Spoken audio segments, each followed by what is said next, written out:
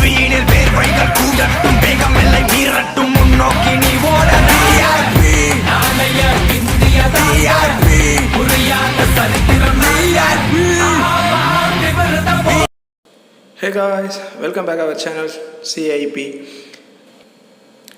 இன்றைக்கி எல்லாருக்கிட்டேயுமே bank account இருக்கும். Bank account இருக்கிற எல்லாருக்கிட்டேயுமே கண்டிப்பாக பேன் கார்டு வச்சுருக்கணும் அப்படின்னு சொல்லுவாங்க. ஸோ அந்த பேன் கார்டு எப்படி அப்ளை பண்ணுறது அப்படின்றத செக் பண்ணுவோம் வாங்க.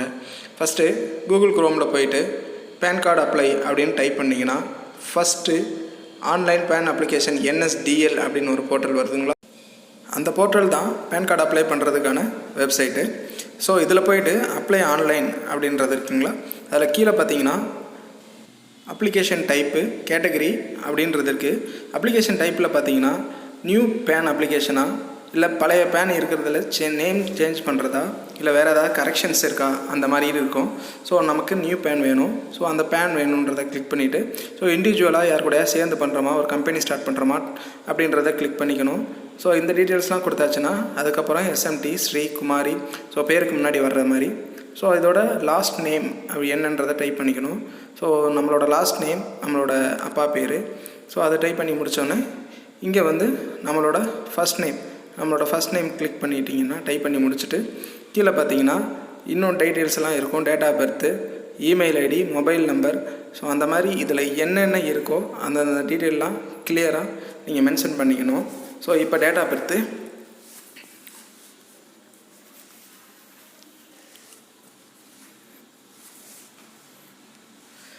Date of year, month, day கரெக்டாக சூஸ் பண்ணியாச்சு.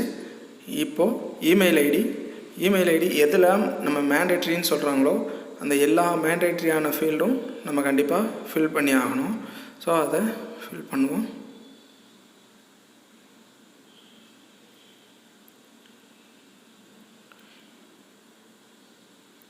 இப்போ மெயில் ஐடி கொடுத்தாச்சு.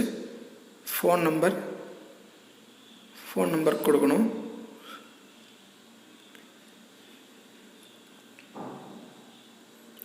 ஃபோன் நம்பரும் கொடுத்தாச்சு.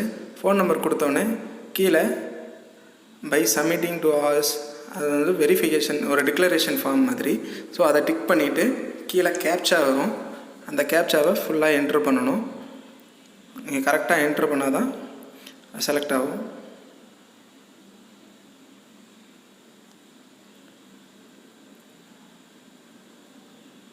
என்ட்ரு பண்ணிவிட்டு சப்மிட் அப்படின்னு கொடுத்தீங்கன்னா ஒரு டெம்பரவரி டோக்கன் நம்பர் ஒன்று உங்களுக்கு ஜென்ரேட் ஆகும். ஸோ இந்த டெம்பரவரி டோக்கன் நம்பரை வச்சு நம்ம ஃபர்தராக ப்ரொசீட் பண்ணிக்கலாம். இந்த டோக்கன் நம்பர் உங்கள் மெயில் ஐடிக்கும் போகும். ஸோ இப்போவே ஃபுல் டீட்டெயில்ஸ் கொடுக்கணுன்றது கூட இல்லை. நீங்கள் டோக்கன் மெயில் ஐடியிலேருந்து அந்த லிங்க் மூலமாக வந்து கூட ஒவ்வொரு டீட்டெயில் நீங்கள் எப்போ வேணாலும் 1 மந்த் வரைக்கும் இந்த இது இருக்கும். ஸோ 1 மந்த்துக்குள்ளே நீங்கள் எப்போ வேணால் உங்களோட டீட்டெயில்ஸை நீங்கள் அப்லோட் பண்ணிக்கலாம். ஸோ இப்போ நம்ம சப்மிட் டிஜிட்டலி அந்த இதை கிளிக் பண்ணிவிட்டு ஸோ என்னோடய டேட்டாலாம் டைரெக்டாக நீங்கள் ஆதார் கார்டிலேருந்து எடுத்துக்கோங்கன்ற மாதிரி. ஸோ உங்களோட ஃபோட்டோ நீங்கள் தனியாக பே பண்ணி எடுக்கணுன்றதில்ல. ஸோ இதில் பேன் கார்டு வந்து உங்களுக்கு ஃபிசிக்கல் கார்டு வேணுமா அப்படின்றத நீங்கள் கண்டிப்பாக சூஸ் பண்ணணும். ஸோ வேணான்றதை பொறுத்து உங்களுக்கு ஃபீஸ் வந்து வேரி ஆகும்.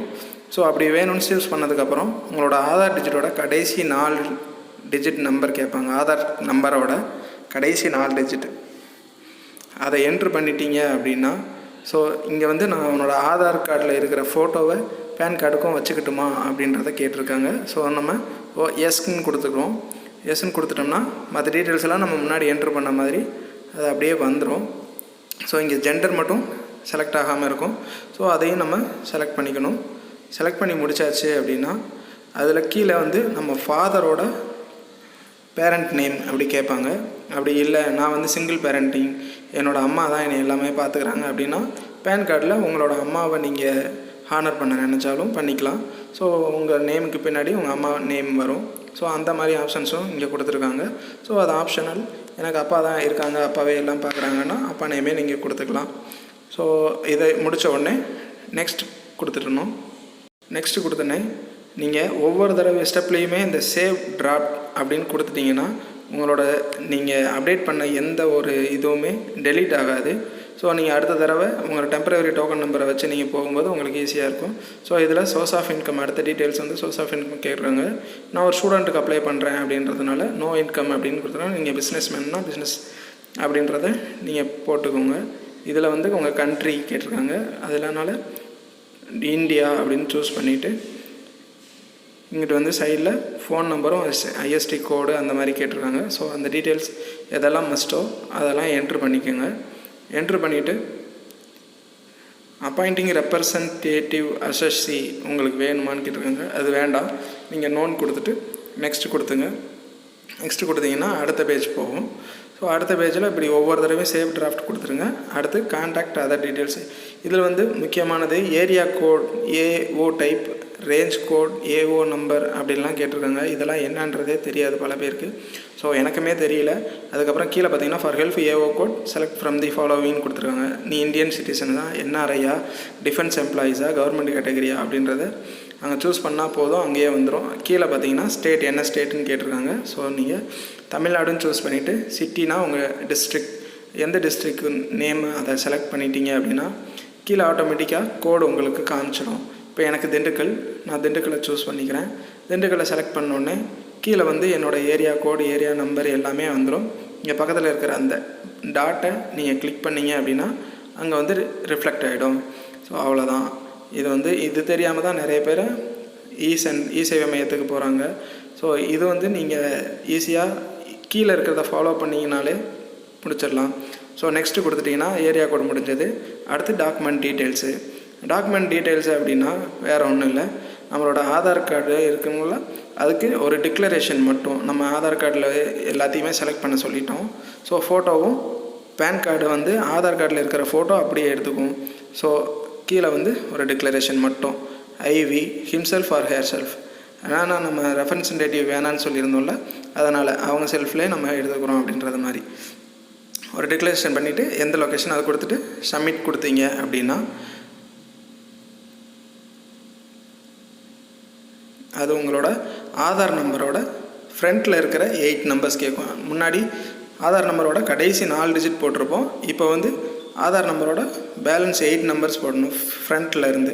ஸோ ஆக உங்களோட 12 நம்பருமே நீங்கள் கண்டிப்பாக என்ட்ரு பண்ணி ஆகணும். ஸோ ஆதார் கார்டை நீங்கள் எப்போவுமே கையில் வச்சுக்கணும். ஸோ இப்படி பண்ணிட்டீங்க அப்படின்னா நீங்கள் அப்ளிகேஷன் என்ட்ரு பண்ணி வச்சுருக்க ஃபுல் அப்ளிகேஷன்ஸ் உங்களுக்கு காட்டும். ஸோ இதெல்லாம் நீங்கள் கரெக்டாக செக் பண்ணியிருக்கீங்களா, இது தான் நீங்கள் கொடுத்துருக்கீங்களான்றதை ஒன்ஸ் செக் பண்ணி முடிச்சுட்டு ப்ரொசீட் அப்படின்னு கொடுத்தீங்கன்னா பேமெண்ட் ஆப்ஷன்ஸ்க்கு போகும்.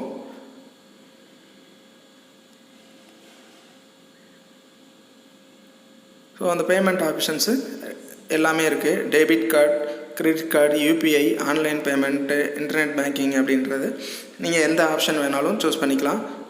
அதில் ஒரு டேர்ம்ஸ் அண்ட் கண்டிஷன்ஸ் இருக்குது. ஐ அக்ரி கொடுத்துட்டு செலக்ட் பண்ணிக்கிட்டீங்க அப்படின்னா ஃபிசிக்கல் கார்டு எனக்கு வேணும், ஆன்லைனாகவும் வேணும் எடுத்துக்கிட்டீங்க கேட்குறீங்க அப்படின்னா 106.90 தான் உங்களுக்கு சார்ஜஸ்ஸு.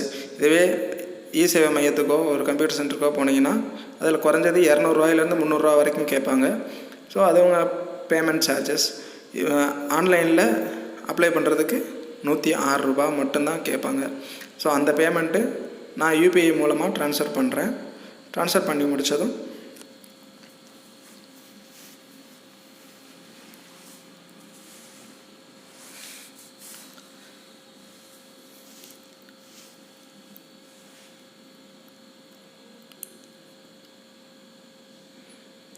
என் பேமெண்ட்டு இப்போது நான் என்னோடய யூபிஐ ஐடி கொடுத்துட்டு பேமெண்ட்டுக்காக வெயிட் பண்ணிகிட்ருக்கேன். லோட் ஆகிட்டுருக்கு.